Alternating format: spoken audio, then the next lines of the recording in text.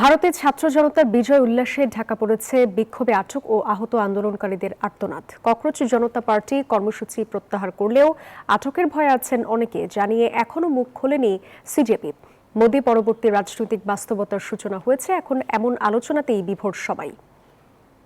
দেশের জুলাই বিপ্লবের মতো ভারতীয় ছাত্র জনতার বিক্ষোভ ৩৬ দিনের। তাদের লড়াই ক্ষমতাসীন ভারতীয় জনতা পার্টি বিজেপির শিক্ষামন্ত্রীর বিরুদ্ধে, যার দায়িত্বহীনতার শিকার ২০ লাখ মেডিকেল শিক্ষার্থী। অবশেষে শিক্ষামন্ত্রী ধর্মেন্দ্র প্রধানের পদত্যাগের মধ্য দিয়ে জয় পেয়েছে ককরোচ জনতা পার্টি। বিজয় মিছিল শেষে তুলে নেওয়া হয়েছে বিক্ষোভ কর্মসূচি। আমাদের লড়াই গৌরবের পাতায় লেখা থাকবে। আজ গোটা ভারতের জয়ের মধ্য দিয়ে আমরা বিক্ষোভ কর্মসূচির প্রত্যাহার করে নিচ্ছি। আমাদের যে দাবিগুলো ছিল সেই দাবিগুলো আংশিকভাবে মানা হলেও আমরা এই আন্দোলনকে আপাতত কলকাতার বুকে কিছুদিনের জন্য স্থগিত করছি। তবে বিজয়ের তোরে চাপা পড়েছে বিক্ষোভে আহত আর আটক হওয়াদের আর্তনাদ। প্যালেট গানে ক্ষত বিক্ষত শরীর নিয়ে অনেকেই কাতরাচ্ছেন হাসপাতালের বেডে। আন্দোলনের এলাকায় ফেস ভেরিফিকেশন ক্যামেরায় ধরা পড়া দামাল রাও নেই স্বস্তিতে।